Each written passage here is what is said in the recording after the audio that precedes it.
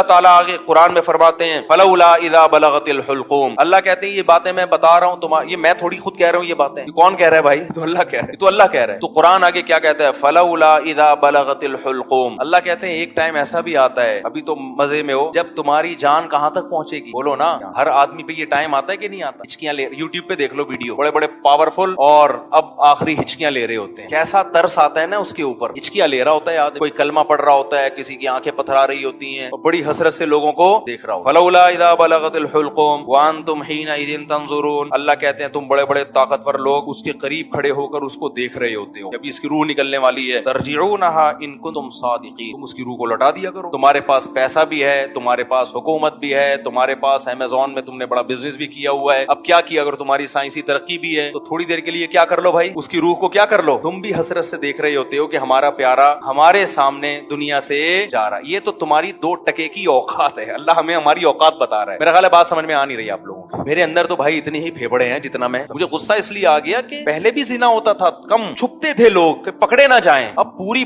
یونیورسٹیوں میں لڑکے لڑکیوں کی بسیں بھر بھر کے جا رہی ہیں تفریح کے لیے، باپ خود اجازت دے رہا ہے، بھائی تمہاری اپنی لائف ہے بیٹا، تم اگر بھنگن چمارن بننا چاہو تو ہم کون سا شریف لوگ ہیں، ہم بھی بھنگی اور چمار ہیں، بزبان حال وہ یہ کہہ رہا ہوتا ہے، سمجھ میں نہیں آ رہی۔ عزت دار آدمی کبھی اپنی لڑکی کو کسی غیر مرد کے ساتھ جانے نہیں دے گا، کہے گا میں مر جاؤں گا، دنیا کو کیا منہ دکھاؤں گا میں، لیکن اب اس کو پتا ہے دنیا کو میں منہ دکھاؤں گا، دنیا بھی میری تعریف کرے گی، بڑا لبرل قسم کا باپ ہے ماشاءاللہ، اپنی بیٹیوں پہ کوئی کسی قسم کا کنٹرول نہ ہے، نہ رکھنا چاہتا ہے، ڈانس کر رہے ہیں اپنی بیٹیوں کے ساتھ، ناچ رہے ہیں اپنی بیٹیوں کے ساتھ، لائکس مل رہے ہیں ان کو، لوگ شیئر کر رہے ہیں ماشاءاللہ، جو باپ محافظ تھا بیٹی کو حیا سکھانے کا، وہی بیٹی کی حیا نکال رہے ہیں، براڈ مائنڈڈ باپ ہے، کپڑے اتارو بھائی اس کے لوگوں کے سامنے، بہت زیادہ براڈ مائنڈڈ، گورا کو تو چڑیاں پہن کے ان کی بیٹیاں ان کے باپ کے سامنے ناچتی ہیں، براڈ مائنڈڈ بننا ہے تو پھر پورا بنو نا، یہ منافقت کیسی ہے؟ اگر غلط ہے تو پھر، اگر گورا غلط ہے تو پھر یہ عمل بھی غلط ہے جو یہاں ہو رہا ہے، شادیوں میں ناچ رہی ہیں بہنیں بھائیوں کے ساتھ، تو ناچ گانے پہلے بھی ہوتے تھے، تھوڑا حیا تھی، تمیز تھی لوگوں میں کہ کس کے سامنے ناچنا ہے اور کس سے اپنے ناچ کو چھپانا ہے، لیکن اب کیا ہو رہا ہے؟ غیرت ختم، وہی بات ہے جب آخرت پر ایمان ختم ہوگا، جب اللہ کے سامنے جواب دینے کا خوف ہی ختم ہو گیا تو پھر جو چاہے کرتے پھرو۔ تو قرآن کہہ رہا ہے ایک وقت آتا ہے جب تمہاری جان کہاں پہنچتی ہے؟ حلق میں، اور تم دیکھ رہے ہوتے ہو، وَنَحْنُ أَقْرَبُ إِلَيْهِ مِنْكُمْ، اللہ کہتے ہیں جتنے تم اپنے عزیز کے قریب کھڑے ہوتے ہو نا حسرت سے، ہم تم سے بھی زیادہ اس کے قریب ہوتے ہیں اور اس کی کیفیات کو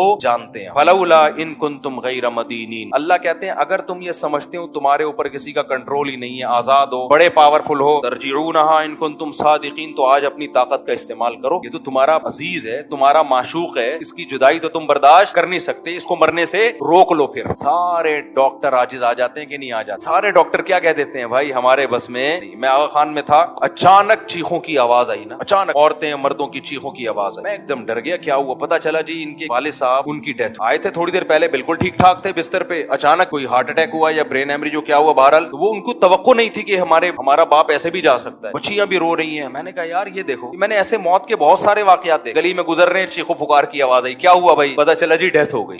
کتنے سال رشتے آپس میں ٹائم گزارتے ہیں اور جدا ہونے میں چند سیکنڈ بھی بولو نہیں لگے، اور پھر روتے 3-4 دن تک ایسے ہیں جیسے بڑا غم ہوا ہے، اور 3-4 دن کے بعد 20-20 30-30 سال پرانے رشتوں کو ایسا بھولتے ہیں جیسے زندگی میں کبھی رہنا نصیب ہی نہیں۔ یہ ہے وہ دنیا جس کے پیچھے انسان کس کو ناراض کر رہا ہے؟ خدا کو ناراض کر رہا ہے۔ تو قرآن کہتا ہے اس کی جان لوٹا کے دکھاؤ، فَأَمَّا إِن كَانَ مِنَ الْمُقَرَّبِينَ، اللہ کہتے ہیں اب یہ میرے پاس آ گیا ہے، اب یہ تمہاری کسٹڈی سے نکل گیا، اب میں بتاتا ہوں اس کے ساتھ کیا ہونے والا ہے، سمجھ رہے ہو نا؟ اب اس کا خود اپنے اوپر بھی کنٹرول نہیں، اب تک تو یہ تمہارے ساتھ بہت کچھ کر رہا تھا، فلاں کو اوپر چڑھا دیا، فلاں کو گرا دیا، فلاں کو یہ کر دیا، فلاں کو یہ کر دیا، کسی کو گالی دے دی، کسی کو صدقہ خیرات کر دیا، اب تو یہ کر رہا تھا، اب اس کے ساتھ میں کروں گا جو بھی ہوگا، تمہارا بھی کنٹرول ختم اور خود اس کا بھی اپنے اوپر سے کنٹرول ختم۔ فَأَمَّا إِن كَانَ مِنَ الْمُقَرَّبِينَ، اللہ کہتے ہیں یا تو یہ نیک لوگوں میں سے تھا، ساری زندگی اس نے مجھے یاد رکھا، میرے احکام کو فالو کیا، فَرَوْحٌ وَرَيْحَانٌ، اس کے لیے خوشبوئیں ہیں، وَجَنَّتُ نَعِيمٌ، اور خوشخبریاں ہیں ہمیشگی کے باغات کی، وَأَمَّا إِن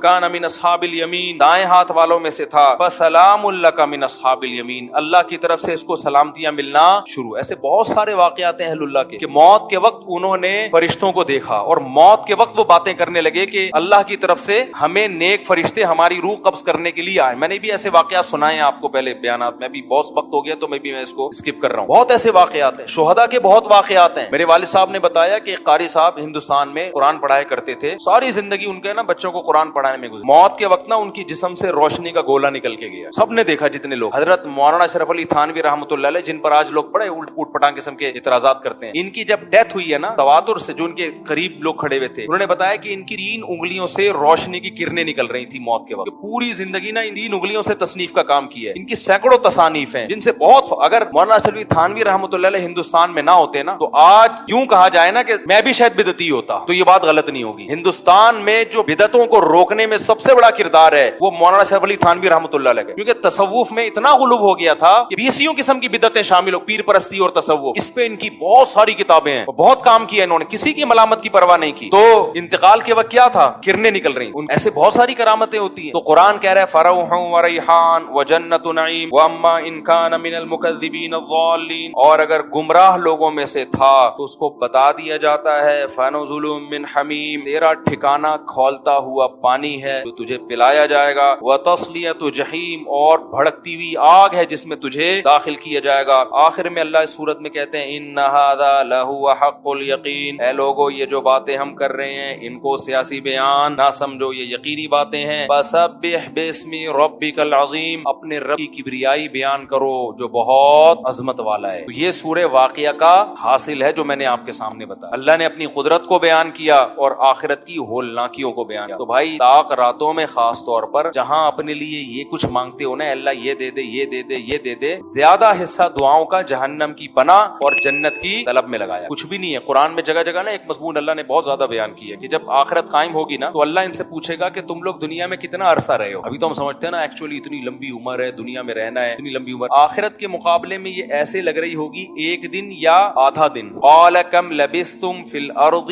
عدد سنین, قرآن کہتا ہے ہم ان سے پوچھیں گے بتاؤ تم دنیا میں کتنا عرصہ رہے ہو, تو وہ جواب میں کہیں گے لبثنا یوما او بعض یوم, اے اللہ ایک دن یا آدھا دن, ایک دن رہے یا آدھا دن. اور قرآن کہتا ہے کہ جب ان کو جہنم میں ڈالا جائے گا نا تو جہنم کے داروغہ ان سے کہیں گے الم تکن آیاتی تتلا علیکم, کیا اللہ کی آیات تم پر پڑھ کے نہیں سنائی جاتی تھی, تمہیں کسی نے اس آگ سے ڈرایا نہیں تھا تم کو. تو وہ جواب میں کیا کہیں گے ربنا غلبت علینا شقوتنا, اے اللہ ہمیں ڈرایا گیا تھا لیکن ہماری بدقسمتی ہم پہ غالب آ گئی. جیسے آپ کسی علاقے میں جا رہے ہو نا اور وہاں ڈر ہوتا ہے کہ وہاں کوئی نقصان نہ ہو جائے, پھر بھی آپ چلے جاتے ہو اور پکڑے جاتے ہو. لوگ کہیں گے بھائی تجھے بتایا تھا کہ اس گلی میں ڈاکو ہیں, تو جواب میں کیا کہ یار میری قسمت ہی خراب, پتہ نہیں مجھے ہو کیا گیا تھا. یہی کہتے ہیں نا لوگ, یار مجھے بتایا بھی تھا غلط ہے لیکن میری قسمت ہی کیا ہے, قسمت پہ ڈال دیتے ہیں. جہنمی بھی کیا کرے گا ایسے موقع پہ, قسمت پہ ڈال دے گا. پھر قرآن کہتا ہے وہ جہنمی کہے گا ربنا اخرجنا منہا, اے اللہ ایک دفعہ تو اس آگ سے ہمیں نکال. فإن عدنا, اگر ہم دوبارہ ان برائیوں کی طرف لوٹے, فإنا ظالمون, تو واقعی ہم ظالم ہوں گے. قرآن کہتا ہے قال اخسئوا فیہا, اللہ کہیں گے ذلیل ہو کے پڑے رہو اس کے اندر. ولا تکلمون, مجھ سے کلام مت کرو. کیوں؟ انہ کان فریق من عبادی, دنیا میں میرے کچھ نیک بندے تھے جو توبہ کر چکے تھے, وہ میری آیتوں پہ ایمان لائے اور توبہ کر لی اور برائیوں سے بچتے. فاتخذتموہم سخریا,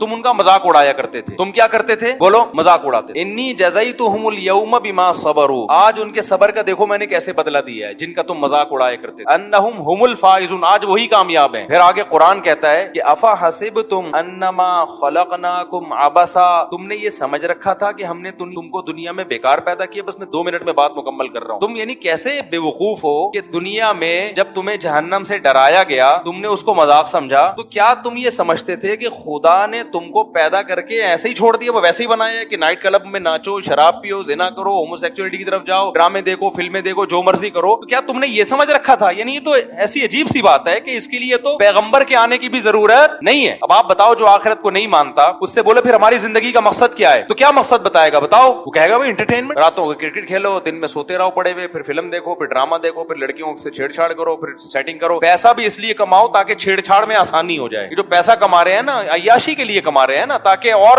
زنا ہو سکے, شراب پیئیں اور موج مستی والی زندگی ہو. پیسہ بھی کوئی ان کا ہدف نہیں ہے, پیسے سے ہدف بھی عیاشی ہے. تو اللہ قرآن میں کہہ رہے کہ ہم ان سے کہیں گے افا حسبتم انما خلقناکم عبثا, تو کیا تم نے یہ سمجھ رکھا تھا کہ ہم نے تمہیں ایویں ہی پیدا کر دیا, وانکم الینا لا ترجعون, اور تم ہمارے پاس واپس لوٹ کے نہیں آؤ گے, پیدا کر کے ہم نے چھوڑ دیا ہے. فتعال اللہ الملک الحق، اللہ کہتے ہیں اللہ اس عیب سے پاک ہے کہ اے وہی انسان کو بنائے اور چھوڑ دے کہ جو چاہے کرتے رہو. یہ تو بہت بڑا الزام ہے. اللہ اس الزام سے کیا ہے؟ بری ہے. ایسا مجرم اللہ نہیں ہو سکتا. تو پھر بھائی اس سے زیادہ کوئی وضاحت ہو سکتی ہے اللہ کی طرف سے؟ بولو نا. اس کے بعد بھی کوئی حجت رہ گئی ہے؟ پھر بھی اگر میرے بھائی کسی کی بدبختی آئی بھی ہے نا تو وہ جو مرضی کا کیا خیال، وہ گرل فرینڈ رکھے، وہ ہوموسیکسولیٹی کی طرف جائے، وہ نمازوں کو ضائع کرے، عورت ہے پردہ کرے نہ کرے، جو مرضی کرنا ہے کرو بھائی. اس کا مطلب کیا ہے کہ دلوں پر کیا لگ گئی ہے؟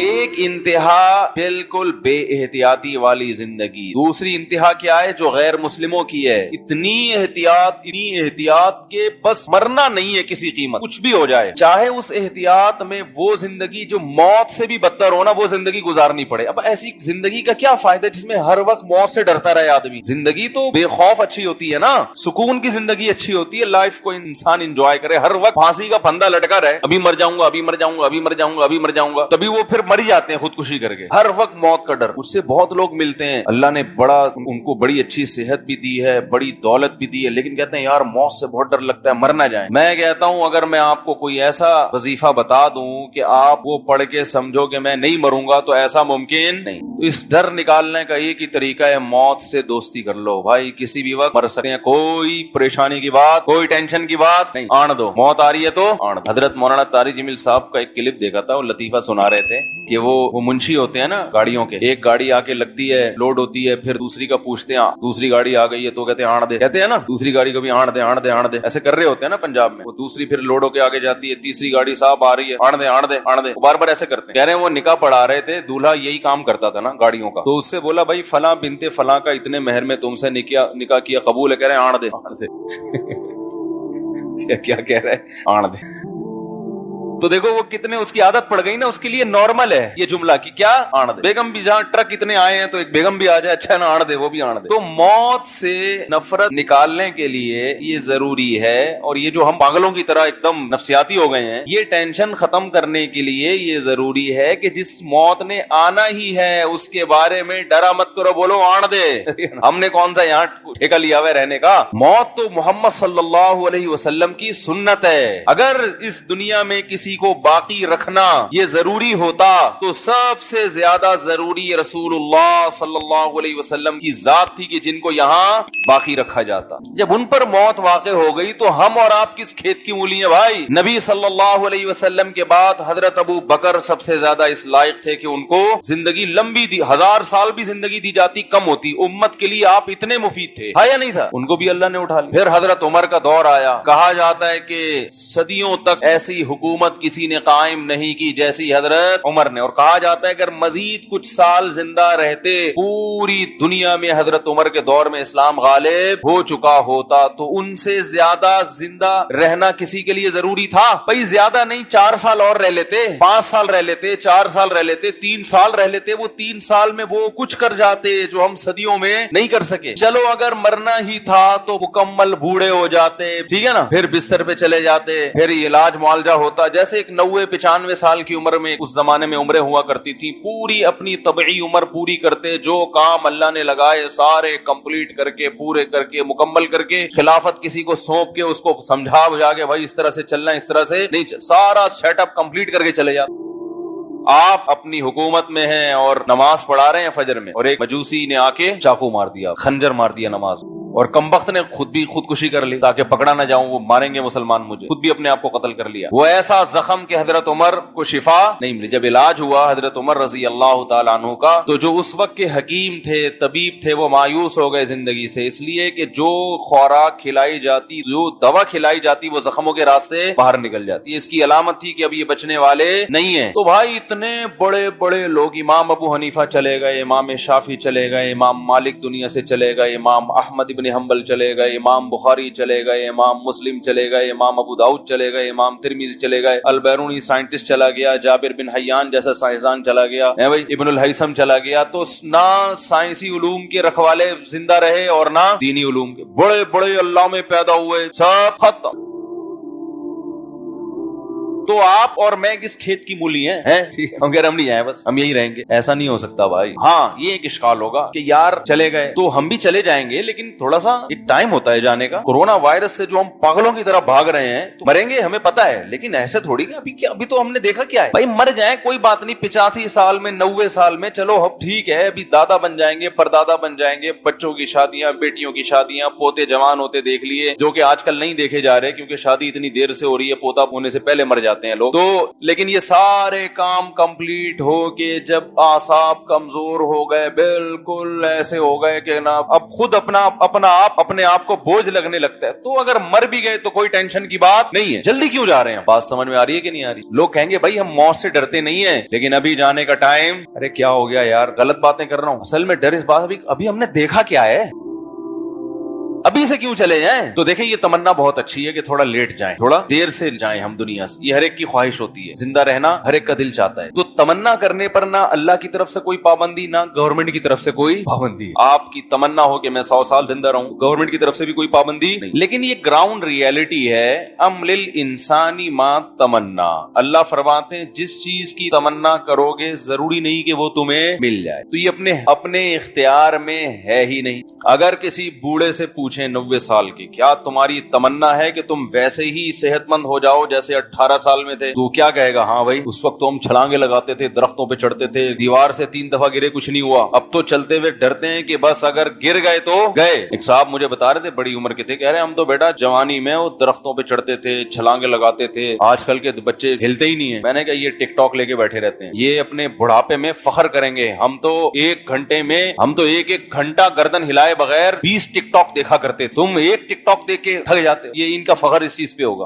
یہی ہوگا نا، ہم تو ایک گھنٹہ ویڈیو گیم کھیلا کرتے انگلی سے. اور لوگ وہ کہیں گے نئی جنریشن، یار آپ کے پٹھے انگلیوں کے سبحان اللہ، آپ کے انگوٹھے، ابا آپ کے انگوٹھے 1 گھنٹہ وہ سانپ والا کھیلنے سے. اب آتا ہے وہ سانپ والا، پہلے وہ نوکیا میں آتا تھا سانپ والا نا، جس کا کوئی دنیا میں کام نہیں ہوتا تھا، وہ سانپ کو لمبا کرنا شروع کر دیتا تھا. حقیقت ہے نا، فالتو ٹائم بہت ہے. ہم حیران ہوتے تھے یار ان کا اچھا بھلا آدمی ہے. میں تو دیکھتا تھا نا نوکیا کا جب موبائل آیا نا، لوگ کیا کر رہے ہوتے تھے بیٹھے ہوئے؟ سانپ والا. اسٹیشن پہ بیٹھے ہیں کوئی کام نہیں، سانپ والا. او بھائی کیوں کوئی کام نہیں ہے؟ درجنوں کام ہے. آپ اس ٹائم کے لیے رکھو. وہ سانپ والا کھیل رہے ہیں، بڑا جا رہے ہیں، بڑا خوش ہو رہے ہیں، اتنا لمبا ہو گیا، اب آؤٹ ہوا ہے، کوئی ایوارڈ مل رہا ہے اس کے لمبا کرنے پر آپ کو. ایک صاحب نے گھر میں بکرا پالا، اسے روزانہ اتنے چنے کھلاتے، دودھ پلاتے، وہ اتنی جلدی اتنا لمبا ہو گیا. تو سمجھ میں آتا ہے یار بکرا ہے کاٹ کے کھانا ہے، اسے تو نہ آپ نے کاٹ کے کھانا ہے. یہ تو چائنیز کو بھی نہیں کھلا سکتے یہ والا سانپ. یا تو سانپ پالا ہو نا کسی چائنا والے کو بیچوں گا تو بھی کچھ سمجھ میں آتے ہیں، کوئی لاجک بنتی ہے. تو جائز نہیں ہے. یہ سنا ہے کسی کا بیان آئے کتے پالیں اور چائنا کو بیچیں. چائنا کھاتے ہیں تو ہمارے لیے تو حرام ہے، لیکن چائنا والوں کو ہم بیچیں گے تو وہ کھائیں گے تو ہماری معیشت اس سے ترقی کرے گی. کتے جیسے کھانا جائز نہیں ہے، کھلانا بھی جائز نہیں ہے. سمجھ رہے ہیں؟ جس چیز کو اللہ نے کھانے کو حرام کر دیا اس کے کھلانے کو بھی حرام کیا. تو کتے اس نیت سے پالنا کہ ہم پال پوس کے غیر مسلموں کو بیچیں گے تاکہ وہ کھائیں، یہ حرام ہے، جائز نہیں ہے. تو یعنی جوان جو ہے نا، وہ بڑھاپے میں کیا فخر کریں گے ہم سانپ والا کھیلتے. تو ہر بوڑھے کی خواہش ہوتی ہے جوان ہو جاؤں، ہر بیمار کی خواہش ہوتی ہے صحت مند ہو جاؤں، ہر آدمی کی خواہش ہوتی ہے 4 شادیاں کر لے.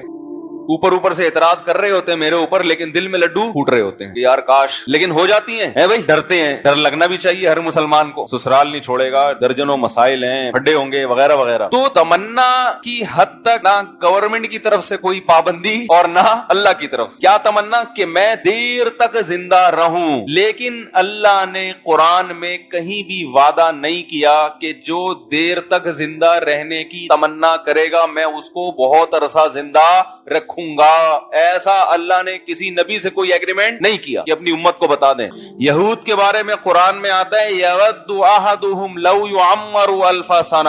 ان میں سے ہر شخص ایسا دنیا پرست ہے، یہ چاہتا ہے کہ 1000 سال زندگی میں رہے، دنیا میں رہے. دنیا پرستی جب آتی ہے نا تو انسان موت سے بہت نفرت کرتا ہے. تو اللہ نے فرمایا یہ دولت کے پیچھے ایسا بھاگتے ہیں، یہ چاہتے ہیں 1000 سال کم از کم ان کو زندگی ملے. تو کیا 1000 سال زندہ رہ لیتے ہیں بھائی؟ یہود کی مال کی محبت جو ہے نا، دولت کی لالچ، یہ مشہور ہے. ممکن ہے سارے ایسے نہ ہوتے ہوں، ہر قوم میں کچھ اچھے لوگ بھی ہوتے ہی ہیں، لیکن عمومی طور پر جو حالات ہیں نا یہودیوں کے، قرآن نے یہودیوں کے بارے میں یہ واضح کیا کہ یہ پیسوں کے بڑے لالچی ہوتے ہیں، پیسے بھی بہت مرتے ہیں. تو اس کا مشاہدہ آج بھی ہوتا ہے. ہمارے ایک دوست تھے یہودیوں کے ساتھ USA میں جاب کرتے تھے، کہتے ہیں اپنے باپ پہ نہیں خرچ کرتا تھا. بہت زیادہ ضرورت پڑی نا باپ کو علاج کے لیے تو ابا کو قرض دیا ہے. وہ بھی پھر فخر سے بتا رہا تھا کہ میں نے اپنے باپ کو قرض دیا, غریب باپ. تو تمنا تو میرے بھائی ان کی بھی ہوتی ہے کم سے کم 1000 سال زندہ رہیں, لیکن رہتے نہیں ہیں. تو تمنا کرنے پر گورنمنٹ کی طرف سے کوئی پابندی. ہاں, عمل الانسانی ما